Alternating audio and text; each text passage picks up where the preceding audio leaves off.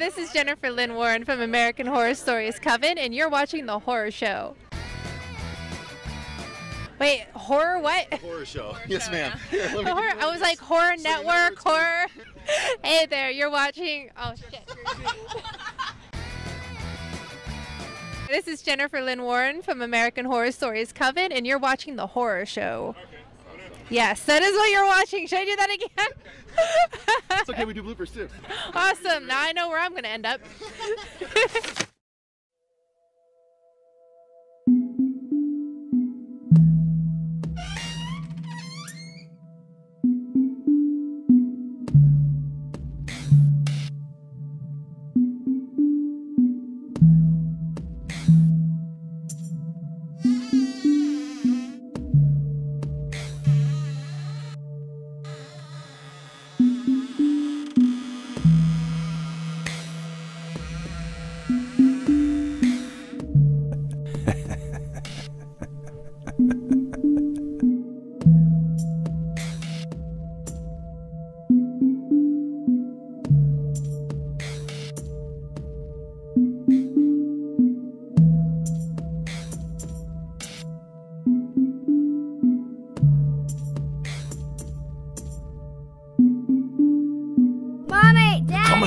Kid.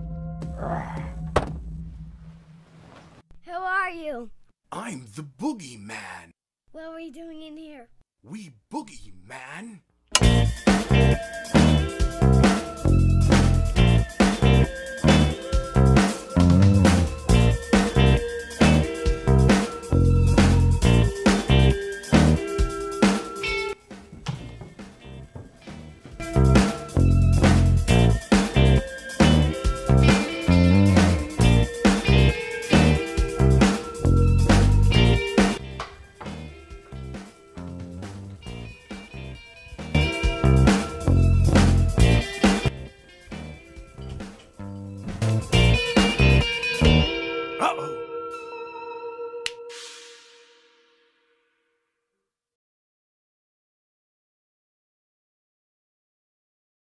And action. I forgot my lines. Susie, what's the best way to get a carotid artery stain out of the carpet? Let me check that. Okay, I found this on the web for the best way to get a carotid artery stain out of the carpet. Wow. Wow. We don't need Siri. Okay. We're gonna have a school full of zombies that we're gonna have to kill. Okay, I need you to step. She was ready. Just did you get that on? Gun. I did.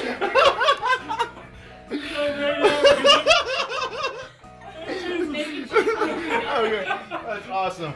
Killing zombies ain't fun, but sometimes you just gotta improvise. Okay, we gotta do that again. Sometimes successfully, and sometimes not successful. Sometimes successfully.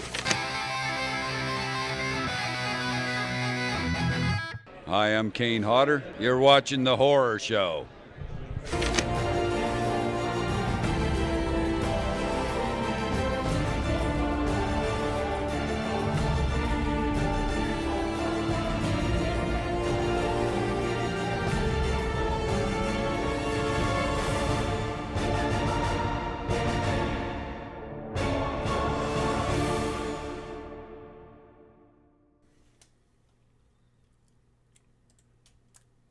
Get on I frame. need to jump on the frame. What's up, y'all? All right, what's up, everyone? Welcome back to... Wait, hang on. We have a way we do this. I was going to say, we do. What's up, everyone? I'm Cecil Laird. You got Jaime and Fuego here. And this is your horror show news with booze. That's right. It's already been like a little bit of an early boozy evening with all the Halloween Has reviews, been, yeah. and then we're jumping into this as the tail We end. just I have cruised diet through. beer. We just cruised through the Thorn trilogy for our reviews. We did 4, 5, and well, 6. except for me to be technical. You did not get to do 6, nah. but Marsha's baby got to do 2 out of 3 reviews with us. Oh boy, he had so much personality. It was well, you'll get to see it at some point very soon. So, Indeed. yeah. But we are here to do what we usually do, guys, which is talk about the week's top horror news stories. Yes, and Fuego is going to lead the charge once again. Indeed. So, Fuego, let's start off with news number 1.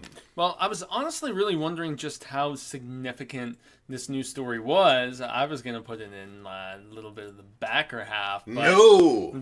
Well, so we've been trying to get a new Friday the 13th film for the damnedest time. Remember, there was something dated. It was, it was backtracked and, you know, all kinds of development hell, and then it was inevitably canceled, unfortunately. Can't remember if that was still when Crystal Dunes was with them or whatever. But, so, long story short, one of the reasons that is messing up the Friday the 13th video game from being able to be played in the fashion that it was before, and us seeing a new film, is this rights war that's basically going on between... Rights war! Rights war! Yes, punk rock rights war!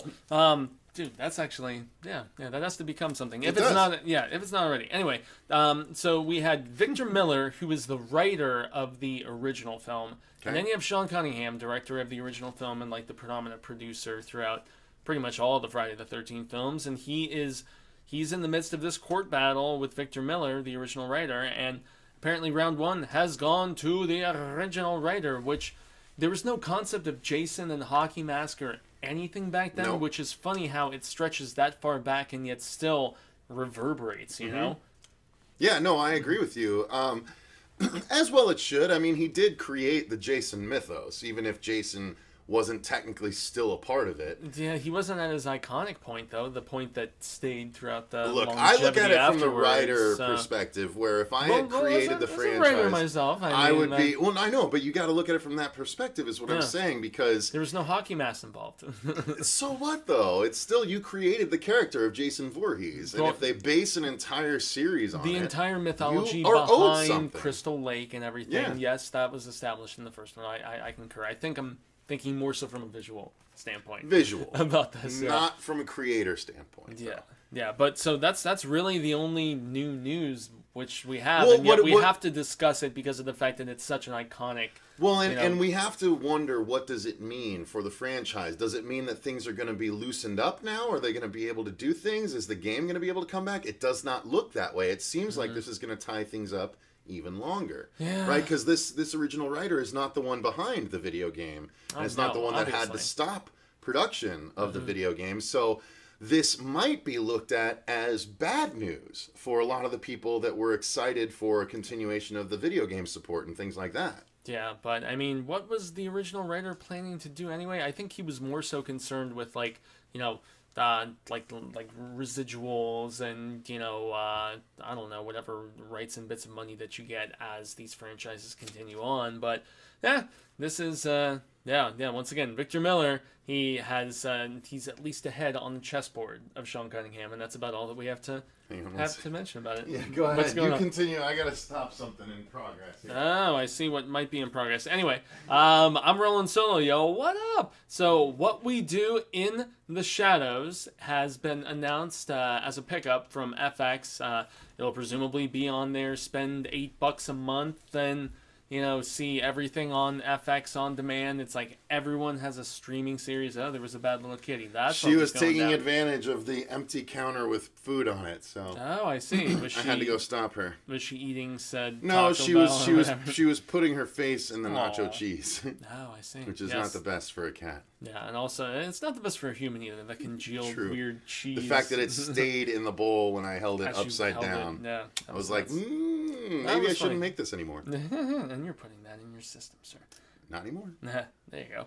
But so yeah, as I was tossing out, so we do have this What We Do in the Shadows television series that, you know, Taika Waititi, everybody knows him from the Thor Ragnarok film, but, you know, I've enjoyed him since he was working with Jermaine on the Flight of the Conchords and all that stuff. But yeah, him and Jermaine are behind this particular project. They are tossing it from Wellington, I think, is like the capital. Wellington Paranormal. Yeah, That's exactly. Well, That's another series focusing so it's gotta be specifically. Wellington, Well, no. I mean, Wellington was where the original one was set. Yeah. Exactly. This new We're on one the is same page, bro. This new one is Staten Island, though. So fair they're enough. tossing it stateside, and yeah, I'm just very curious when it's all going to transpire down to, for the sheer fact that, you know, 3 American vampires, I'm guessing, or maybe they'll throw in some European flavor or something like that. But yeah, that's what we're going to be dealing with for this television series, dated now officially for the spring of 2019. I'm not against this at all. Oh, and I never changed the thumbnail here. That's fine. I was doing the Babylon. You had to go grab the cat from. Yeah, I did. I had to stop her. This is exciting. You know, I obviously I love the first movie. I think it's fantastic. I think we did do a review of it on the channel once upon a time. We did interviews with like members of the cast. Yeah, exactly. Yeah, when you at the become Mad Monster. vampire, you become very sexy. So yeah, and Susie did the dance. We have a little gif of that. Yes, we do. But yeah, no, I'm excited. Anything that these guys produce, I'm pretty much on board for as a result of the very first movie and our experience at Mad Monster. Oh yeah, we got to hang out with this vampire, the one on bottom, and then Peter. Guy. Yes. Peter, the old vampire. Oh, it's Peter. So we love that stuff. Yeah, it's bomb status, and I just love the whole mockumentary concept, and I love horror with comedy. This was like basically the Spinal Tap of horror, you know, weird behind the scenes shizzle. So. I still want We're Werewolves. Wouldn't that be We're Swearwolves? We're werewolves, not swearwolves. Oh, yeah, exactly. That's right. We're werewolves, not swearwolves. You got it. And that was Flippin' Murray from Flight of the Conchords. Well, not only that, but it was, God, what's his actual name? He was in Jumanji. He's Jumanji. He's a really hilarious comedian. Oh, he is. He's got a very iconically hilarious voice, man. And yet, honestly, I didn't see anything that he did before he was Murray. We got to take roll. Oh my god, I gotta check now. I gotta find out this cat's name. Well, as you're checking this, let's at least jump into this next one because it's just a brief little mention. It's nothing that's gonna like knock your flipping socks off. Although it does give a little bit more credibility to a sequel that I think looks kind of crappy, if I'm gonna be completely honest. And that is the Goosebumps sequel, Haunted Halloween. This isn't me announcing that I particularly enjoyed the last Goosebumps film. You can see our review of it, I'm pretty sure, on the channel, you know, when we initially went and saw it. But the Goosebumps TV series on Fox Kids, that was pretty dope.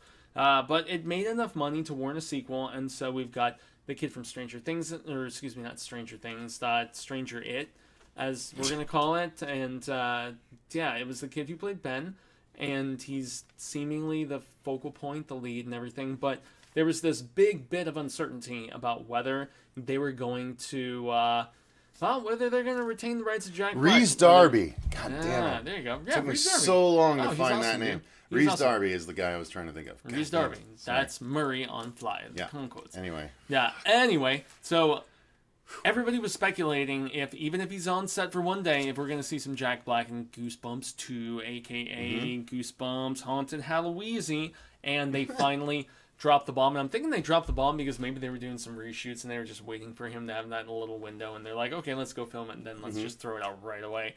But yeah, he's confirmed despite people initially thinking he wasn't going to be in it. I don't think he's going to be like a main character. It's probably going to be more of a cameo kind of thing. Forgive me. He's going to cameo in this new one coming out? Oh, yes, the second one. Really? And there was initial reports that he was not going to be in it. Yeah, that's what I thought. Yeah, okay, so exactly. So I was busy looking for the Rhys Darby name, so I missed the first part of the story. No, you're fine. And so the big reveal is that they dropped a TV spot a couple days ago. Where he appears. Where he's in there as R.L. Stein, playing the same character. Yeah. Do we need to pull it up? I think we should pull it up. Well, I mean, do as you will, sir, but nonetheless, I thought he was one of the more enjoyable aspects, as was the daughter, you know, high school next door neighbor dude dynamic. I thought that was okay. Wasn't too bad. But as a whole, once again, you know, champion the Fox Kids Goosebumpies, because piano lessons can be murder. Boy, I'm trying to remember if they did Ghost Beach or Welcome to the Dead House or anything like that, but piano lessons can be murder. One of my absolute favorites, man. Dope. And there was something else I wanted to mention here. Okay, yeah, we can also mention the fact that Mr. R.L. Stine, because I know you weren't like the biggest Goosebumps person, compared to me. Say Cheese and Die, yo, what up? Is it the Gummy Bear trailer that he was in? Or the Haunted Halloween Old Friend? Damn, I'm not 100%. It was a TV spot, so it was something short. All right, Goosebumps Haunted Halloween TV spot. Well, in any event, guys, R.L. Stine has decided that he's going to take a fatty paycheck and write 6 more Goosebumps novels. Control. Whatever that incorporates, what, 200-300 pages, something like that. Goosebumps 2, Haunted Halloween. Oh, no. Yeah. Oh, there he is. Good for fans of the Goosebumps. I don't know if it's like Goosebumps proper or whatever. Back in the early 90s when I was a youngster, I was reading the hell out of my work here is done. I wasn't quite up to the Stephen Kings, the Christopher Pikes, and so that was things reshoots, like that. Huh? All right. I don't know for sure if it's reshoots. That was just like pure speculation, man. Interesting. Okay. But after him never being announced as part of the project, they show this promo with him. So, yeah, all right. What's next? Yeah, I was gonna say you heard everything Goosebumps related. So, story number 4 is going to be the fact that a movie that pleasantly surprised the both of us, if I recall correctly, Happy Death Day. We enjoyed it. It officially has a sequel date and title. The title is very millennial, I guess we could say. It's Happy Death Day to You. The number 2 and the U. That is the Good night, guys. I'm out. He's peace. I'm out. Later. Hey, I'll see you guys. Hey, yeah, I can't take any more of this studio joke bullshit. I'm out. Yeah. Well, in any event, I'm going to march through it. So, Happy Death Day to You, as silly and terrible as the title may be to everyone, it is officially dated for none other than Valentine's Day, February 14th. Bam! Got a little bit of a weird one, but, hey, we will certainly take it. I enjoyed the hell out of... I'm trying to remember the name of the actress, Jessica Roth. She did a damn good job. She had a real arc, man, which you wouldn't necessarily think as much for a silly, very kind of surface level horror comedy like we had here. Basically a horror Groundhog's Day is what this boiled down to. But her performance was what really made it. It had the qualities of stuff like Heathers and Mean Girls and Clueless and the funny bitchy kind of, I don't know, man, it was good. I always am amused by that sort of interplay, especially amongst women, because the old psychological thing that I've heard before is that put a bunch of guys in a room, they'll usually all grow up and everybody's typically pretty cool, and you throw a bunch of girls in the room and they'll all faction off and start picking each other apart. So that's when the alpha comes in. I know an alpha very well.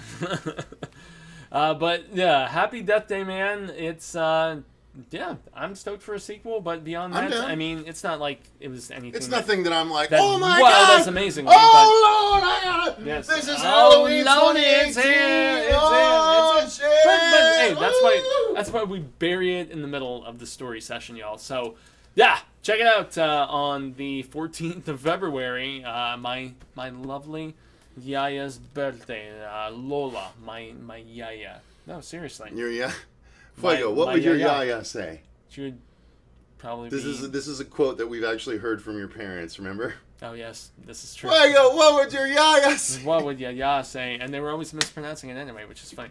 Anyway, all right, so next. Beyond what my Yaya would say, we have some video game news, actually, which is cool. So, Castlevania Requiem, which is incorporating 2 different games together, is going to have this big high-definition Symphony of the Night is largely considered a lot of people's favorite entry in the Castlevania series. It's 4 for me for the Super Nintendo version, but although, boy, number 3, Dracula's Curse, is bomb as hell, too, especially with the multiple characters and everything, but I just love those side-scroller, platformer, hack-and-slashy kind of... they're awesome. But this is going to be combining Symphony of the Night. The first that was not the first edition of a la carte, right? That was actually in the foreign-only Dracula X, which got retitled, which is also in this, which is Rondo of Blood, I believe. So Rondo of Blood. Yeah. So on the screen. It's on the okay. Yeah. Well, I'm done. I was like checking the notes, peeps. Perdon. But needless to say, yeah, we're going to have both of these games combined together in a badass bit of high definition, and it's going to be available on the 26th, so just a couple days before the October holiday and the final day of the month really hits us, which is dope. So, yeah, I'm really looking forward, especially since I've never played, well, Shiza. I played a little bit of Dracula X because there was like a, there was a cartridge importer kind of thing, if I remember correctly, for Saturn that they had at the time. A friend of mine did. But, yeah, Symphony of the Night, man. Symphony of the Night. I never played it. I actually never played it either because I never... You just watched people play it? Well, no, I didn't have a PlayStation at the time. I refused to ever buy anything PlayStation. So. I didn't either. Like, I was a Nintendo guy so much so that I didn't play Genesis and I didn't play the PlayStation for years. I was just a hater of Sony. I'll tell you the thing that turned me. Twisted Metal. Really? Twisted Metal brought me to PlayStation because I thought the idea of cars that could seek each other out and shoot them. That was still pretty early on, yeah. I thought that was awesome. Yeah, because they all had... Well, they had done... I still didn't buy the system until, like, Twisted Metal 4, but that first Twisted Metal was... Which would have been, like, what, PS2, PS3? Yeah, something like yeah. that? I got a PS2. Yeah. I got a PS, like, really late, and then I got a PS2. Yeah. Well, I will claim that I have never owned a PlayStation console ever, and I never will. They're assholes, and they unfortunately pushed Sega. Dude, they pretty have much that doesn't out of matter. the industry. They make the best games, though. No, not really. I mean, Devil May Cry. You said you haven't even played any. How can you say that? God of War, Horizon Zero Dawn. They have lots of. Okay, that's not. Is that Sony in-house developing? Yes, that's as opposed the new to like Spider-Man game is like, PlayStation 4 exclusive. Well, an exclusive, Horizon Zero Dawn exclusive. An exclusive third-party developer versus first-party developer. This is us really geeking out, as I'm just thinking. I don't know about all that. I'm just saying these are PlayStation exclusives. It's in-house developed versus Who cares? out-house They're great developed. games that you can only play on PlayStation. You know, that's why I never really played Battle Arena Toshinden or Twisted Metal, or I watch people play Devil May Cry. Your standards are robbing you of good memories. Possibly.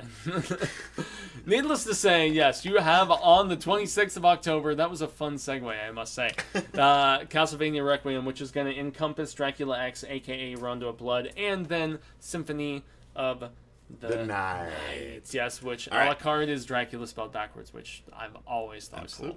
Next! It's not cool. So this is one that we actually don't know a ton about because it was just recently announced. It's an anthology series that Mr. Sam Raimi, a.k.a. Ash vs. the Evil Dead, The Evil Dead, Army of Darkness, Spider-Man 1 through 3. Exactly. Drag Me to Hell, Darkman. I mean, he has a very hefty repertoire. I was going to say. But, yeah, man, just with the amount of talent and the amount of just... I have always appreciated the fact that he approaches from like a sideways standpoint. You know, he's not that direct studio head kind of. He can work with big money, but still make something from an independent perspective, which is why I love Sam Raimi so damn much. Even the like Xena and Hercules stuff, I think is at least put together well, and it's not terrible or anything like that. You know, jack of all trades. I mean, he's worked with Bruce Campbell so many times. Absolutely, it's nutsoid. But so he has this producer Dave is going to join me for the 3-movie Darkman review series that he didn't know until just now. Oh, you have just laid the cards on the table there, sir. Boom. Liam. I put my Darkman dick out on the table. Interesting. You saw it.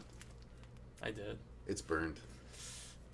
Figures. Excuses. Anyway.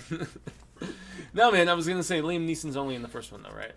If I remember correctly. Correct. Well, I mean, and Sam Raimi, the bad guy is in the Raimi first only two. Directed the first one. The guy that plays anyway. Durant, the Return of Durant, is in the second one, right? Yeah. Yeah, interesting. Well, Sam Raimi, man, working on anthology horror and having presumably a rotating list of actors and directors and creative teams and stuff like that. At least on the episode to episode level, I think it's awesome. It's called 50 States of Fear, as opposed to the 50 Shades of Fear. Fuego's like 50 Shades of Fear. I was looking at him like... I was subjected to that film on Valentine's Day by an ex-girlfriend. Oh, I'm so sorry. My God. I'm so sorry. Like there's a reason I tried to plow through. Sorry. I'm so sorry. As you pushed me away. Get out.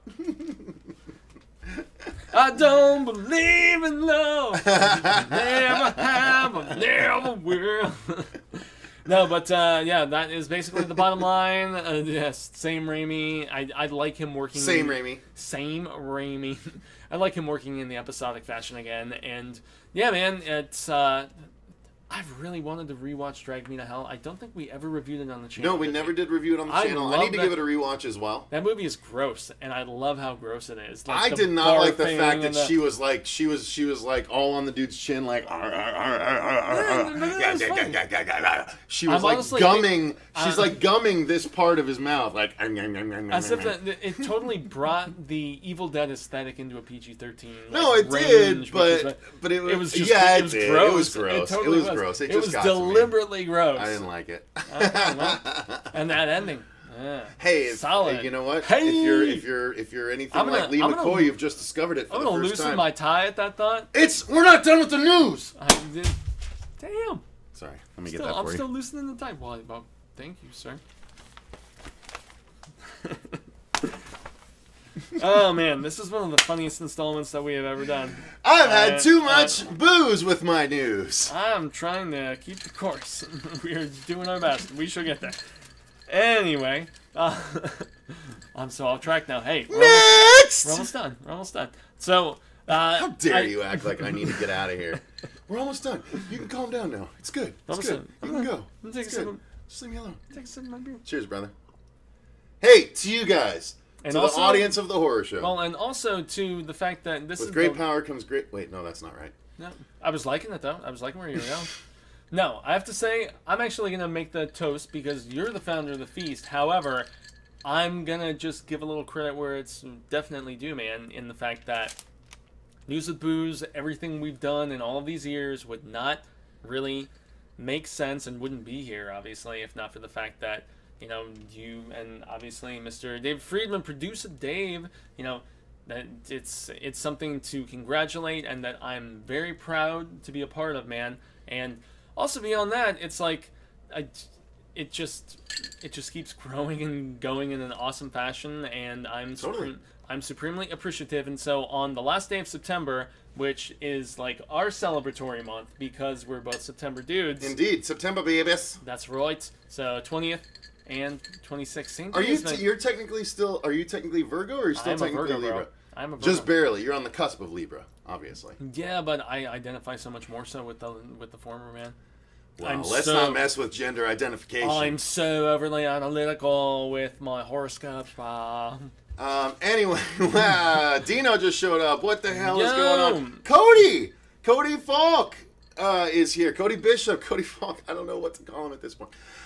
Cody is here from Wet Paint Pictures. I am actually. I need to touch base with Cody now that we have our live streaming back. I saw that photo. I want to touch base regarding the Voorhees film, man. Oh, we have to. Well, there is a very loving, longing look between Jason and Cody on set. So amazing. It makes sense. Amazing. It really does. No, I really I need to. I want to check in with Cody and get some updates on Voorhees and stuff like that, especially considering The Spirit of Haddonfield drops tomorrow. Shout out to Renee Rivas. If you guys are watching this and you have not, check it out. Make sure tomorrow, literally in less than 3 hours, that episode is going to drop. No, it's dropping Pacific. I don't know. It might be dropping Eastern. I don't know. Just keep refreshing your browser and watch The Spirit of Haddonfield.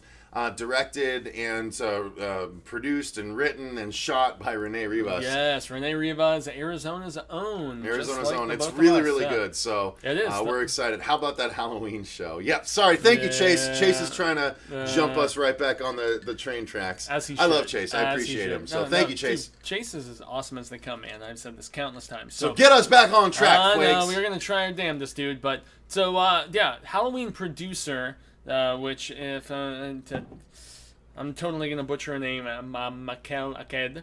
I think he did... what is it? Akkad.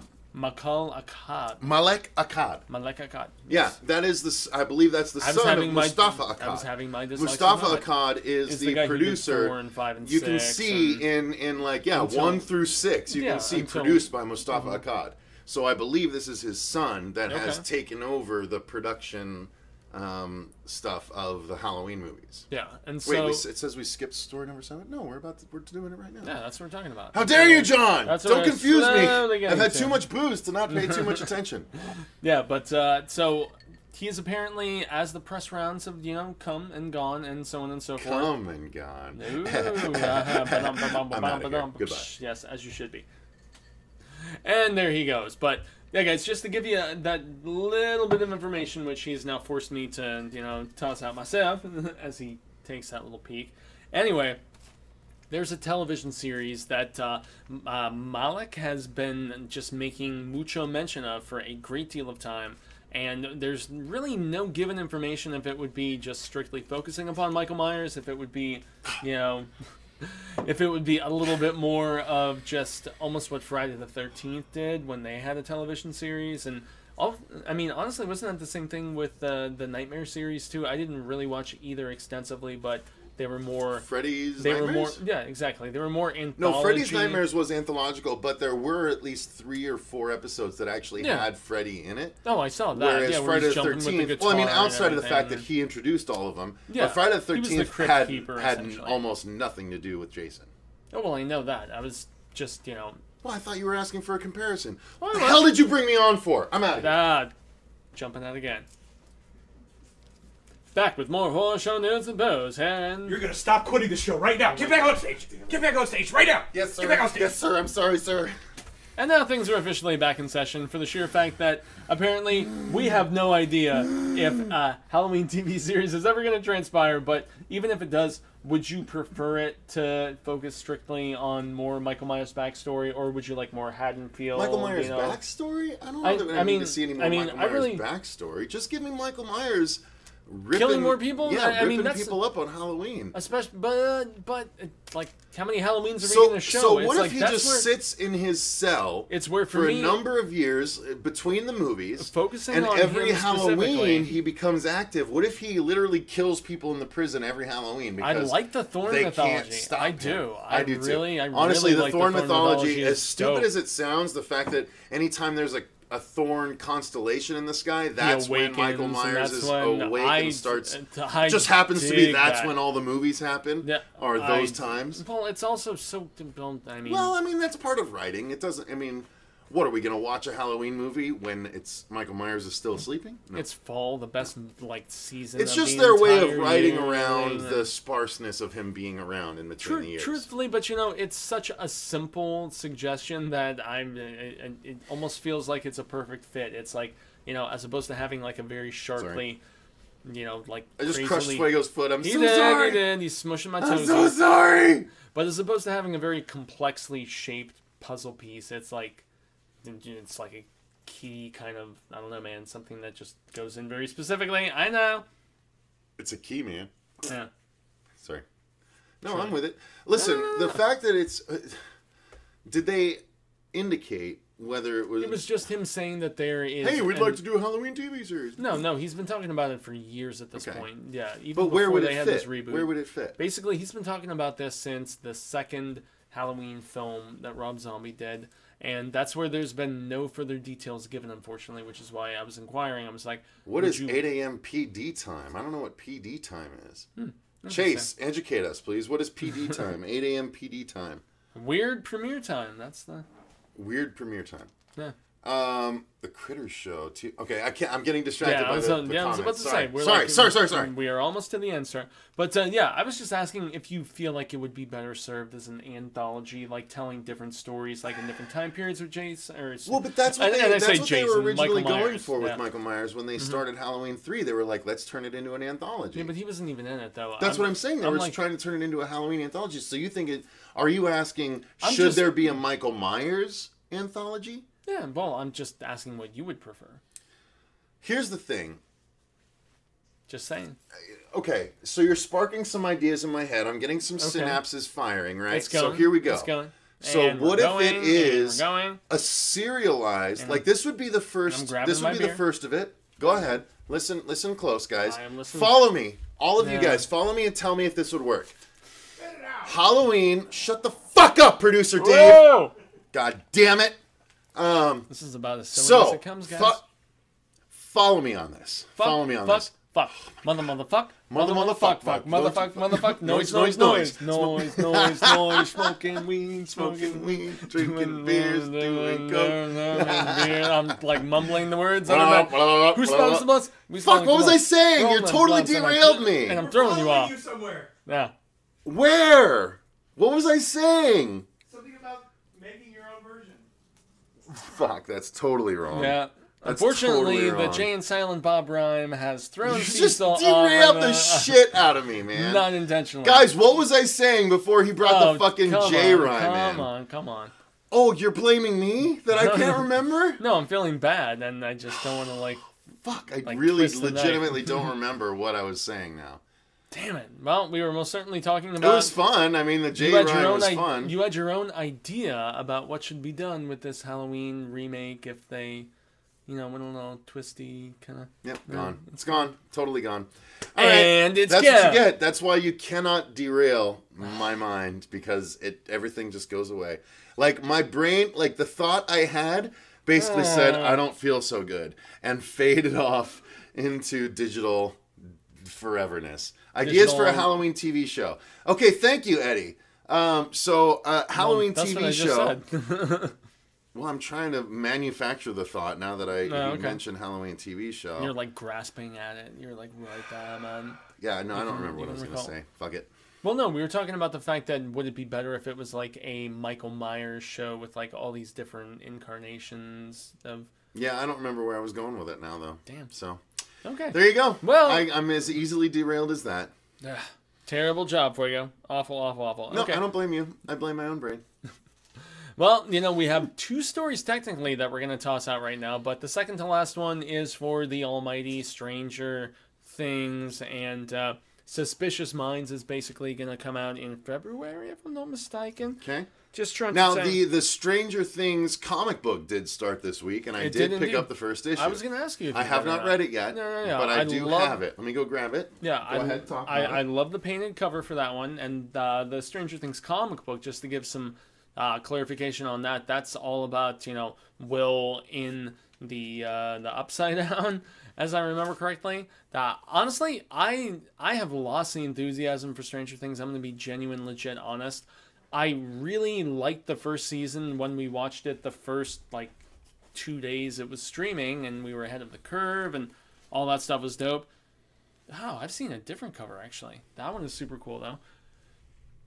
That is the first Stranger Things comic that has come out. It's going to be a 4-issue series. Dark Horse. I am on a big branded horror comics kick. So as you have been for a little while. Yeah, now, the next 3 Wednesdays are going to be 3 Wednesdays of reviewing Halloween horror comics, and then I'm going to do Chucky, and then I think I'm going to do Stranger Things, and I'll do the Final Destination books and the Blair Witch books. We're going through all the branded comics, but I'm going to wait until the whole thing is out. Just like I'll wait until the Dollman book is out and all of the Elvira book is out, and then I'll review them at that point. Yeah. But I do have issue number 1, and issue number 1 is available now, guys. I like the other cover. If you can find the alternate cover, man. I like this cover. Okay, it's got the upside down. But here's the thing: this is probably going to be a collector's item at some point. Well, of course, with the popularity of that show. I would very much recommend going to grab it soon. Well, if you haven't yet. And that's the only thing that I was really just kind of reiterating here was the fact that I really, really loved Stranger Things initially, and then something about the fact that it became such a pop cultural phenomenon, and with good reason, at least in most of my estimation, I still have not watched the second season of Stranger Things because I was so put off by how the show was stuffed down my face after we watched it. Well, it's worth watching though, man. It really is. Oh, I know, and the kids are great, and so why would you not? Though? I should. Yeah, well, I've just been. I need to get that. I've just been putting it off, man. I've been putting it off. Thank you, Ben. But that's my list right now. But the entire purpose of this story was the fact that Suspicious Minds, which comes out on the 5th of February, is going to be a prequel novel, which we're assuming is going to be very Firestarter-esque, where it's all about Eleven's mother, and Oh, really? Yes, exactly. So it's backstory about that. It's going, further in that direction, and I'm cool with it. I'm intrigued. I will probably. I honestly don't know if that's one that I would sit down and read. I might audiobook it, but for the most part, I'm curious about the comic book. I'm curious about the further expansion of the series, and so.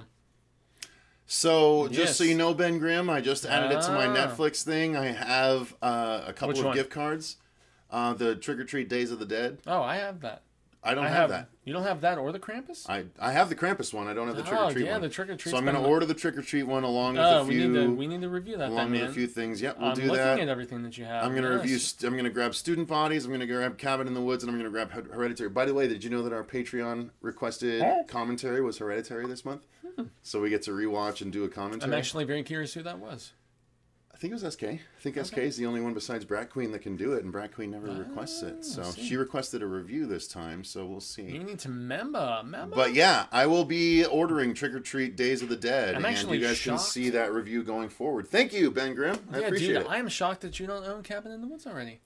Do you have it in the DVD format, or? I used to. I bought the Blu-ray when it first came out, but there was something that wouldn't work on it. And so I've been waiting for a new edition of the Blu-ray that is better. I love the movie, though. It's one of my top horror movies. Hey, buddy. You mentioned Patreon. You get a cookie. I get a cookie for you? You mentioned Patreon? Patreon? I'm fine for cookie. I don't need cookies. Fuego does not eat cookies. Fuego's body is a temple.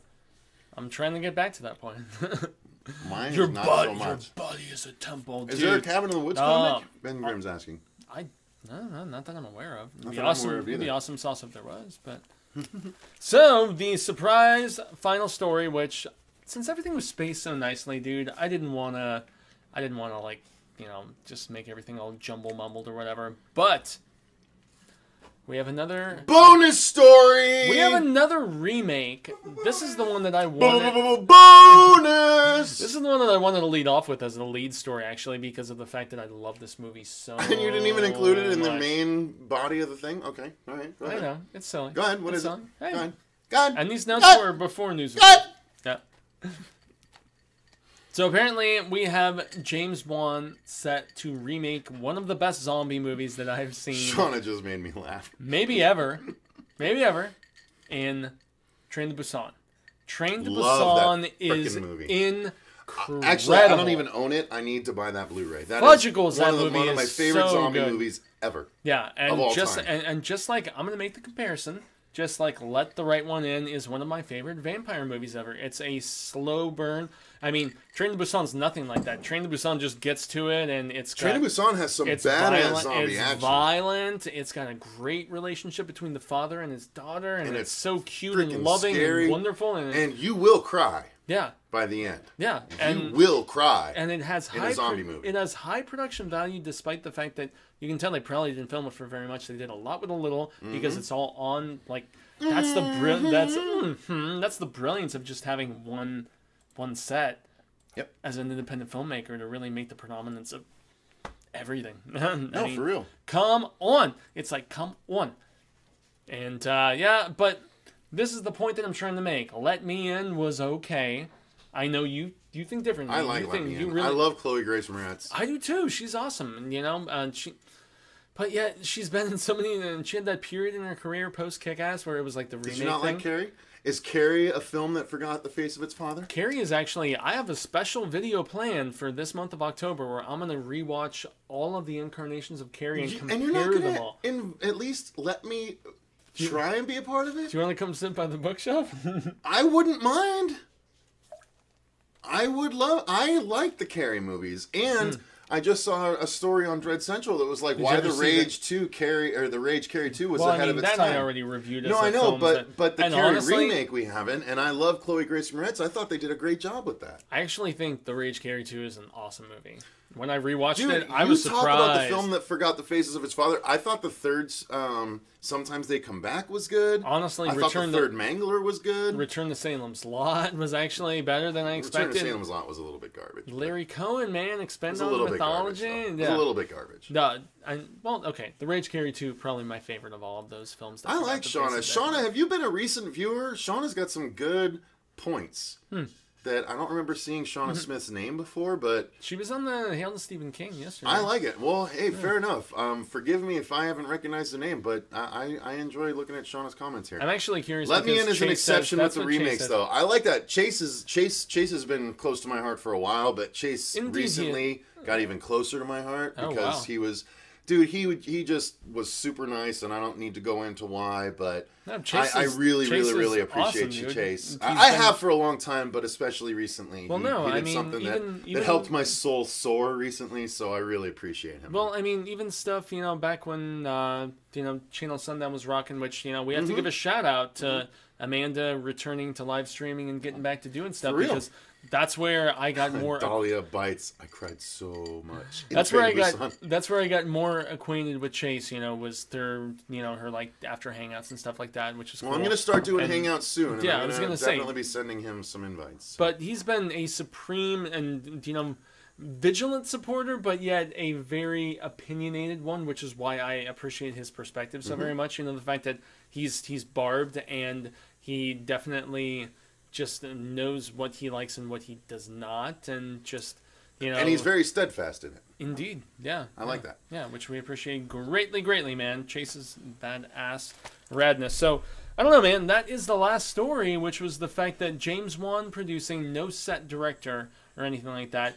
One of my biggest weariness bits is the fact that Gary Dauberman, who, you know...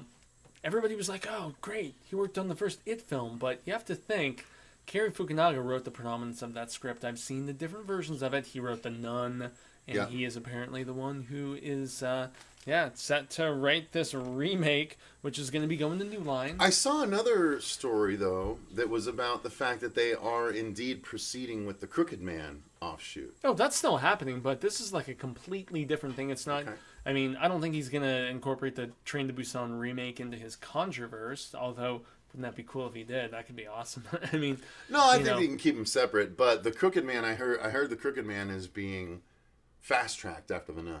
Okay. Well, then it makes sense. I don't know if that's true. I'll leave all the stories to you. No. So... I mean, the one clarification that I can give, because it was a headline just yesterday, is the fact that The Nun is now officially the highest grossing in the entire Conjureverse.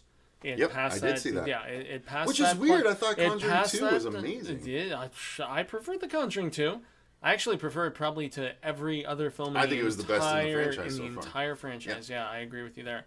But this one just it had that hype, and you know, especially internationally, it's done so very well. You know, it's funny.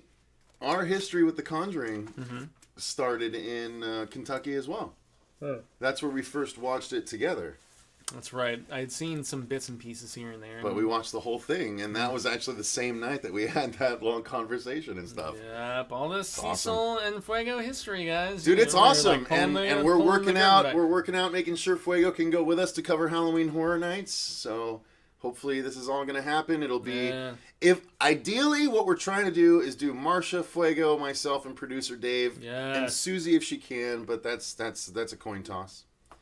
But, well, I mean, I would say, I don't know, I can't say that's the core four now, because that's not very nice. But it's kind of the core four now. In some, and that's nothing against Suze. You know, I mean, Suze is Dave, just, of course, belongs in the core because he started the whole thing. Always been, yeah. So anyway, guys, is there anything else? I mean, we could go to the comments and stuff, but they haven't really asked a lot of questions. Yeah, I was gonna say, let's give some shout-outs, though. So no, we always should. Shout out to Chase Smith, of course, Noah Jestratevich, Ben Grimm, Eddie D, Dolly Bites, Shauna Smith, Teddy Brown. Did I say? I said Ben Grimm, I think. Maybe not. Mm-hmm. I don't know if you did. I think that's... John Dirksen was here earlier. Cody, Wet Paint Pictures. Cody was here earlier. Bearded Slasher. Bearded Slasher, of course, was here earlier. Don't know if everyone's still hanging out. We might be fighting with some people. Amanda Darrington was here. Final D was here. Nice. Wolf Squad 7, Mr. Fluffy was here. Metal Otaku Bonsai was here. Mauricio was here. What up, Mauricio? Nice. Matt Reyes also in the Reader in Black. Haven't been on a horror show live stream in months, so good to see everyone. Thank you guys very much. I've got a question. What are your though? Okay. That's the most compelling. What are your thoughts? The most compelling and assembled question ever. Hey, Fuego, what are your thoughts? What are my thoughts on what exactly? I don't know. I'm curious. It's a good question. Your guess is as good as mine. So indeed. Oh my god, I gotta rub my nose. Okay, I'm looking at what Chase said. Dave set himself on fire for a movie. That should qualify him for everything. I love that Chase remembers this one story that happened long ago. Is this for us? Is this for us? About to emerge. Here, Chase, this is for you. This is Captain Crunch marshmallow treat. He's making Captain Crunch marshmallow treats. There you go. I'm fine. I was about to save the marshmallows from this man's shirt, but yeah. That's not bad. Yeah. Not bad. Not bad. It's pretty darn good. Okay, hey, we got from Mauricio. Dave set himself on fire. What are your thoughts on the Halloween movie being sued by PETA? We actually put up a whole video about it earlier today. I was going to say, I mentioned on Hail to Stephen King just yesterday. If you want all the info... Or yesterday, rather. Yes, you can definitely jump on the horror show here where we covered it comprehensively. We have not seen Searching yet, Mauricio. It is in the plan, but... we are. I love John Cho, man. Yeah, me too. Awesome. We are busy with our Halloween coverage, and of course, I just did Fest this past weekend, where I reviewed Hellfest, Bloodfest, and American Fright Fest. So, if you want to check on that, I need to record. Park version. Tomorrow, I'll be recording my comparison video where I actually compare all of them. Damn, that looks tasty. Yeah, it tasted tasty. I'll tell you what. I've never had a Captain Crunch crispy treat before, but you will. I am really excited too. You will be. I will be. So thank you guys very much for watching the news with Booze. Thank you very much. We greatly thank you very much to the internet for supporting the 60 frames per second 1920 by 1080 stream instead of going down to 720 this week. Yeah, thank you very much, Cox, for keeping the consistency you claim is supposed to be happening constantly. You fuckers. Anyway. We appreciate it. Yeah. Thank you guys very much for watching. Until next time, I've been Cecil Laird. Gracias. I've been Jaime Fuego. And remember, stay scared. Peace out. Bye. We love you.